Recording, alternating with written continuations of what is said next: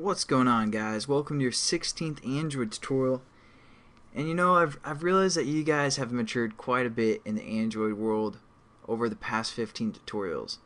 I think it's about time to tell you guys about the life cycle of the activity class. And such an idiot.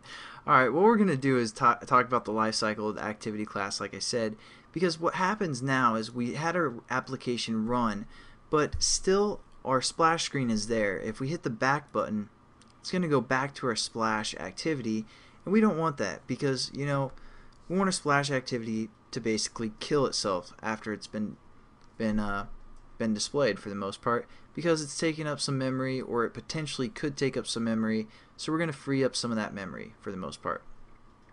And that brings us to the life cycle of an activity. Now, I looked up the Android developer page. This is a great resource for you guys to use. Just search activity and it'll go to the life cycle of the activity. That's where you guys can find this. I'm just going to talk through kind of the life cycle and which methods are important for the most part. So here's what happens. An activity starts. Our splash screen, for example, starts. Then it calls this onCreate method. That's where we set up our thread and we set up our layout, our set content view. We set up some of all of those type of variables.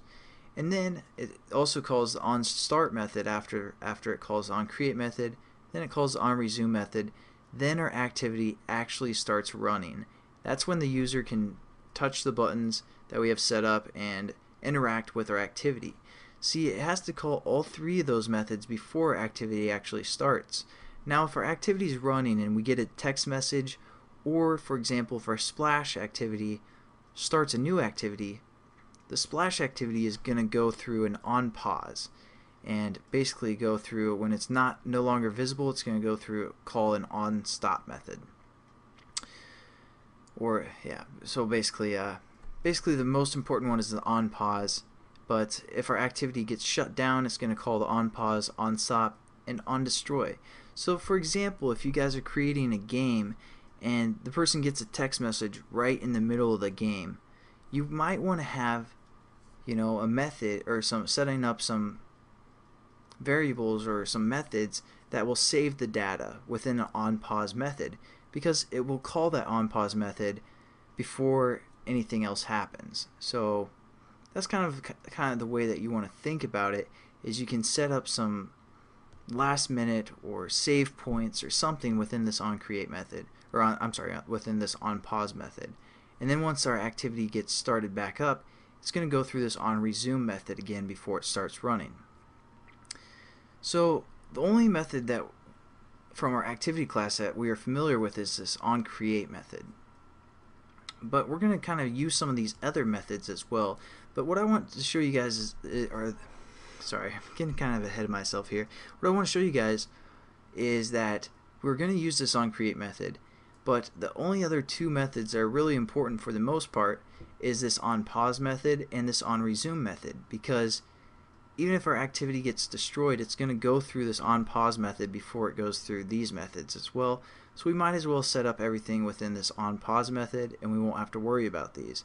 And also the onResume method, we can set up some of our resume methods or variables that we need to set up before activity starts again. So those are going to be the three basic methods that we're going to use for activities in the future. But as for our splash activity, we're going to get into that right now. So open up your splash activity and hit enter right here, so we only have one bracket left. This is for our whole class. This one is for our starting method. And again, we're just going to right click, go down to source, override implement methods, and again through the activity tab we can find the method called onPause.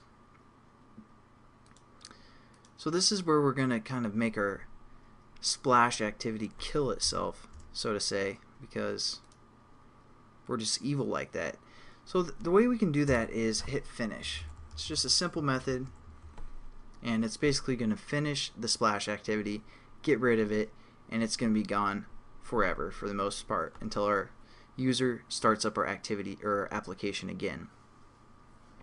So pretty simple, but what again is happening is when this splash activity starts, because it's the launcher item, it's going to go through this onCreate method, then it's going to run, and then basically what happens is when we call this start activity right here,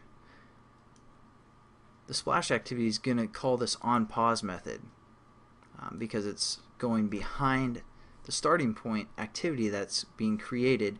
So it's going to call this onPause method real quick, and that's where we're just going to finish our class. So we're going to say, hey, destroy yourself, finish yourself. And hopefully that made sense and you guys kind of get the structure of how the life cycle works for the most part, and kind of what these methods mean, because I haven't really explained what the onCreate method is for the most part. So hopefully you guys like that tutorial and have a little bit better understanding of the activity class and how that works. So thanks again for watching. Hope you have a good day.